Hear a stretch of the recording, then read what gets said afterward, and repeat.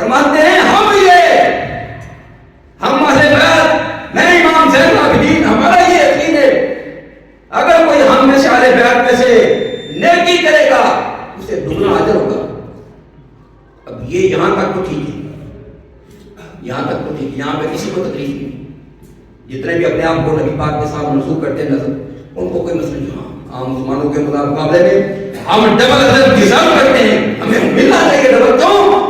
ہم حضور کے خاندان سے ہیں، پتہ نہیں ہے یا نہیں ہے، لیکن منسوب تو کرتے ہیں اپنے آپ کو۔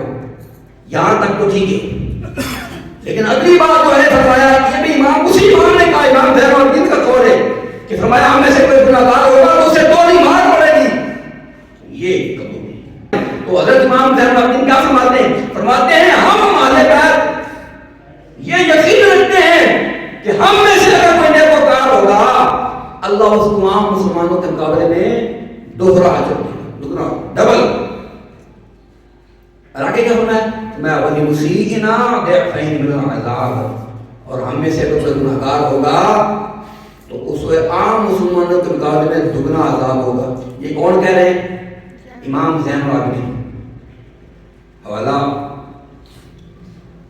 میرے پاس موجود ہے، یہ حوالہ میں نے نکالا تھا شیعہ سنی سب کتابوں سے۔ یہ کس کا قول ہے؟ امام زین العابدین کا، میرا نہیں بھائی۔ تو آپ کیا فرماتے ہیں؟ فرماتے ہیں ہم اہل بیت، میں امام زین العابدین، ہمارا یہ یقین ہے اگر کوئی ہم میں سے اہل بیت میں سے نیکی کرے گا اسے دگنا اجر ہوگا۔ اب یہ یہاں تک تو ٹھیک ہے، یہاں تک تو ٹھیک ہے، یہاں پہ کسی کو تکلیف نہیں۔ جتنے بھی اپنے آپ کو نبی پاک کے ساتھ منسوب کرتے ہیں نظر، ان کو کوئی مسئلہ نہیں۔ عام مسلمانوں کے مقابلے میں ہم ڈبل اجر ڈیزرو کرتے ہیں، ہمیں ملنا چاہیے ڈبل۔ کیوں؟ ہم حضور کے خاندان سے ہیں، پتہ نہیں ہے یا نہیں ہے، لیکن منسوب تو کرتے ہیں اپنے آپ کو۔ یہاں تک تو ٹھیک ہے، لیکن اگلی بات جو ہے فرمایا، یہ بھی امام اسی امام نے کہا، امام زین العابدین کا قول ہے کہ فرمایا ہم میں سے کوئی گناہگار ہوگا تو اسے دو مار پڑے گی۔ یہ قبول ہے۔ تو یہ اس کو کہتے ہیں پنجابی میں میٹھا میٹھا ہاپ ہاپ کہ کوڑا کوڑا تھو تھو۔ یہ امام زین العابدین کا قول ہے، ٹھیک ہے نا، جس کے اوپر کئی لوگوں کو مسئلہ بن جاتا ہے، لیکن کوئی مسئلہ نہیں، ہمیں کوئی مسئلہ نہیں۔ ہمارا کام یہ ہے کہ حوالہ دے، بات کو سند کے ساتھ پیش کریں۔ کوئی 1,00,000 بار میں اس کا انکار کرے نا، کوئی مسئلہ نہیں، ہم نے بیان کرنا۔ میری بات میں کہہ رہا ہوں، پھر میری بات کو تو مردود ہے، رد کرو سے کرو، کوئی بات نہیں۔ نبی کی بات، اماموں کی بات، اس کے بعد میں فیصلہ کرو اس کا کیا کرنا ہے۔ جب میں حوالہ دے رہا ہوں کہ یہ میری بات ہے، امام زین العابدین فرما رہے ہیں، ٹھیک ہے نا، اس لیے کئی لوگوں کے ذہنوں میں یہ پھر بات گھس جاتی ہے۔ ایک حوالہ آخری اور دے دوں، یہ بھی بہت ضروری ہے، تو پھر بات ختم کرتے ہیں۔ نبی کریم صلی اللہ علیہ وسلم کی ایک پھوپھی جو ایمان لائی، جس کا ایمان بالکل 100% ثابت ہے، حضرت صفیہ۔ دوسری پھوپھی جو ان کا ایمان آنے کے بعد مختلف کوئی کہتے لائی، کوئی کہتے نہیں لائی۔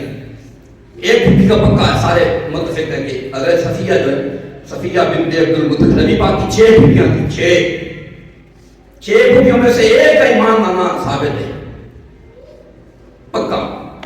باقی دوسری کے بارے میں آتکا جو ہیں ان کے بارے میں آپ کی ان کے بارے میں اختلاف۔ تو نبی کریم صلی اللہ علیہ وسلم نے کیا فرمایا؟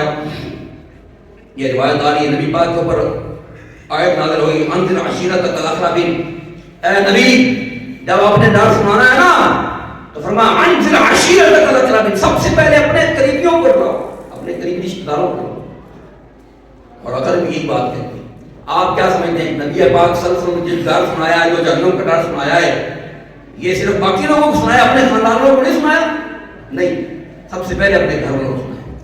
تو فرمایا جب یہ نازل ہوئی آئے تو نبی پاک نے کہا قال رسول اللہ صلی اللہ علیہ وسلم، اللہ کے نبی صلی اللہ علیہ وسلم نے فرمایا یا صفیہ بنت عبد المطلب، اے صفیہ بنت عبد المطلب، ویا فاطمہ بنت محمد، اور اے فاطمہ بنت محمد، یا بنی عبد المطلب، اے میرے دادے کے اولاد بنو عبد المطلب، انی لا املک لکم من اللہ شیئا سلونی من مال ما شئتم، میرا دنیا کا مال دولت کو اس میں سے جو مانگنا ہے مانگ لو، اللہ کے مقابلے میں، اللہ کے دربار میں میں تمہارے کچھ کام نہیں آؤں گا، یہ والا بے شمار حدیث کتابوں میں موجود ہے.